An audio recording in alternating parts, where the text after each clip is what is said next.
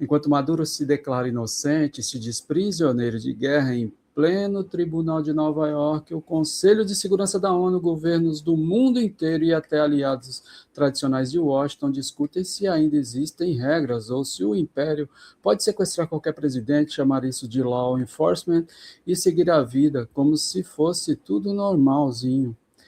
Olha, vamos destrinchar um pouquinho isso. Maduro, prisioneiro de guerra e essa imunidade de chefe de Estado, que é importantíssima. Vamos começar por essa cena de Nova York, que é na audiência dessa semana, Nicolás Maduro repetiu várias vezes perante o juiz: sou um homem inocente, um homem decente, ainda sou o presidente do meu país. Em outro momento, ele se definiu como prisioneiro de guerra e disse que foi sequestrado junto com a esposa por uma potência estrangeira, depois de uma operação militar em Caracas.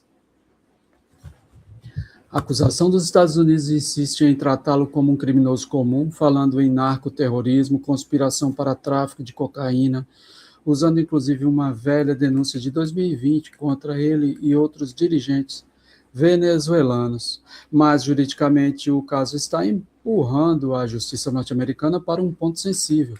Até onde vai o poder dos Estados Unidos de julgar um chefe de Estado estrangeiro sequestrado em operação militar sem violar completamente a ideia de imunidade de líderes e a Carta da ONU, hein? Há analistas lembrando decisões anteriores da Suprema Corte dos Estados Unidos sobre jurisdição e imunidade de autoridades estrangeiras. A diferença é que, desta vez, não se trata de um ex-ministro pegando o voo voluntariamente para os Estados Unidos. É um presidente em exercício, arrancado de casa, de uma operação de guerra, por uma operação de guerra, né? E olha, vamos falar um pouco da ONU também. Olha, ONU mais dura e condenação global. Endureceu um pouco, né? No plano internacional, a pressão contra os Estados Unidos cresceu bastante desde ontem. No Conselho de Segurança, o secretário-geral das Nações Unidas falou num momento grave e disse que a ação militar de 3 de janeiro pode ter consequências preocupantes para a região e constitui um precedente perigoso. Ele destacou que a Carta da ONU proíbe o uso da força contra a integridade territorial e a independência política de qualquer Estado e deixou claro que as regras do direito internacional não foram respeitadas, não. Vários países, de Rússia e China a Brasil, México, Cuba e outros, denunciaram o ataque como violação da Carta da ONU e pediram libertação imediata de Maduro e Cília Flores, condenação explícita ao uso da força e respeito às imunidades de um presidente e de sua esposa. Mesmo aliados históricos dos Estados Unidos, como alguns países europeus criticaram a operação na reunião de emergência, falando em afronta à soberania e em risco de deslegitimar ainda mais a ordem internacional baseada em regras.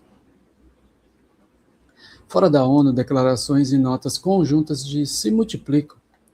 Um documento recente classificou o ataque como um ato de guerra que ameaça a paz regional e o direito à vida do povo venezuelano, e exigiu cessar imediato das hostilidades e respeito à soberania e à autodeterminação da Venezuela. Olha, mas os Estados Unidos também admitem que foi uma incursão militar, estilo operação policial. Do lado de Washington, a linha oficial é tentar vender uma quadratura do círculo, né?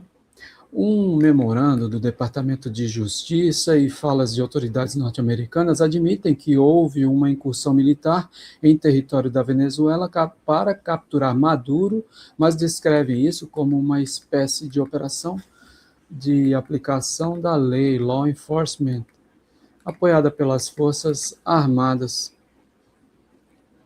Ou seja, o Exército age como o braço de polícia internacional dos Estados Unidos e depois o processo é empacotado como caso penal comum. Documentos revelados por jornais mostram que o Departamento de Justiça aprovou essa narrativa, estilizando a invasão e o sequestro como um grande esforço para cumprir mandatos contra um suposto líder do narcoterrorismo.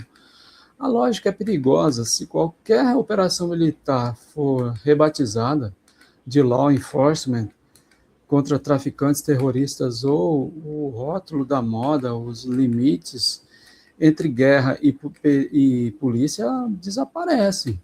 E com eles, qualquer freio legal para o império agir onde quiser.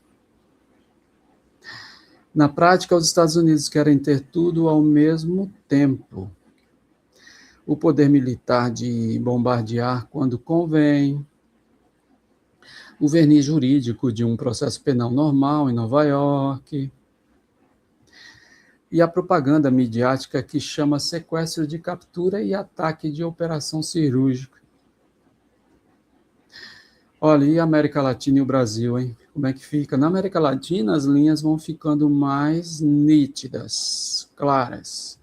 A maior parte dos governos da região que se pronunciou, Brasil, México, Chile, Colômbia, Uruguai, Espanha, falou em rejeição firme a essa ação militar unilateral dos Estados Unidos e em precedente extremamente perigoso. Lula, por exemplo, classificou os ataques e o sequestro como afronta à soberania venezuelana e à comunidade internacional, e o Itamaraty assinou nota conjunta pedindo respeito à Corte da ONU, à Carta da ONU, né? E condenou o uso da força sem autorização do Conselho. Ao mesmo tempo, há governos e figuras políticas na região que têm apoiado a operação ou repetido o discurso de que se trata de tirar um ditador do poder, né?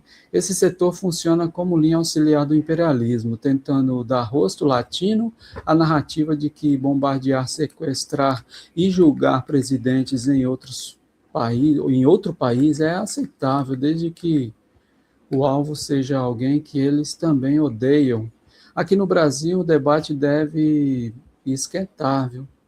De um lado, setores que defendem a posição de condenar o ataque e preservar a paz na América do Sul. De outro lado, a velha direita, a parte da nova, uma parte da nova, né, que vai usar o caso para defender alinhamento automático a Washington, para reabilitar a ideia da intervenção estrangeira na região.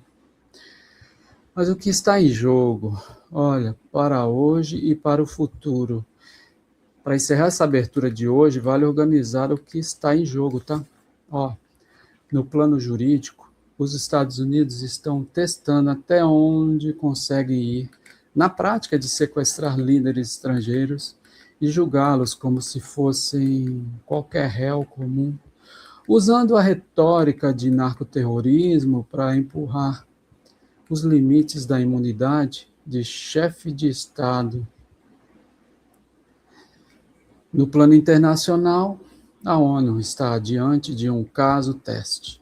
Se engolir esse precedente, a carta vira papel decorativo. Se reagir com força, abre confronto direto com a potência que mais diz defender a ordem baseada em regras.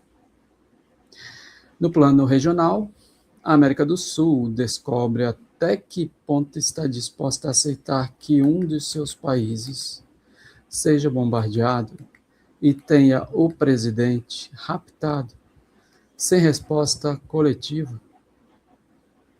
E no plano das narrativas, hein? Mídia, think tanks e governos estão tentando nos convencer de que isso é aplicação da lei, cirurgia contra o crime, defesa da democracia, quando na verdade é guerra, guerra por óleo, por petróleo, demonstração de força e aviso para qualquer governo que saia da linha.